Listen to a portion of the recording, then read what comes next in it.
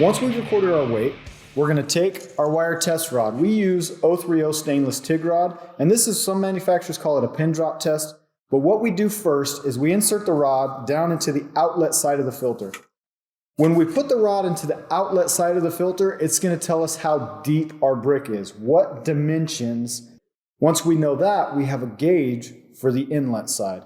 So we know our wire travels into the filter this far, that's the bottom. The outlet side of the filter should always be unrestricted, so we'll bend this wire test rod, and that's going to give us our gauge. Now we've got our gauge, we'll take the filter and flip it over.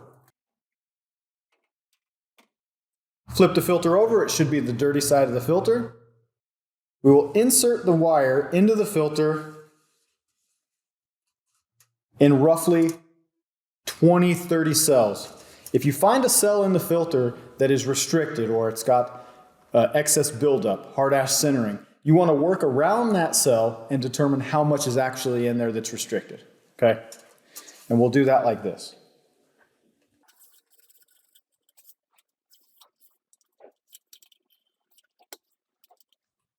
Wire testing the filter is going to tell us if it has hard packing. Hard ash centering is very difficult to remove from a DPF. So what we want to do is see how much hard ash centering is in the filter. In this particular filter, from what I found so far, it does have hard ash centering and it is 1/3 restricted. Our recommendation is if the filter's flow efficiency is restricted by more than 1/3, we recommend replacing that filter. The reason we recommend replacing the filter is because of the flow efficiency. If you decrease the engine's ability to flow exhaust, you're going to increase back pressure, you're going to increase fuel consumption, you're going to see lots of forced regens, and that's something we just don't want. When you're doing the wire test, there's really 3 feelings you're going to find. One is hard crunchy. That's hard ash centering or hard packing. That's where the ash in the DPF melts and sticks to the substrate's cell wall. That's hard packing. It's either hard packed or it's actually melted internally. If it's melted internally, you should see soot on the outlet side.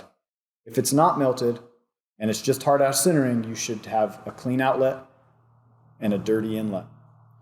A good rule of thumb is if it's smoking, it's broken. So we've already determined this particular filter is 1/3 restricted. When we wire test it and it stops, we take our second measurement, pull it out, and we measure across the brick. If we were to cut this brick into thirds, we would see that it is 1/3 restricted in most areas across this filter. So this filter is a candidate to be replaced. But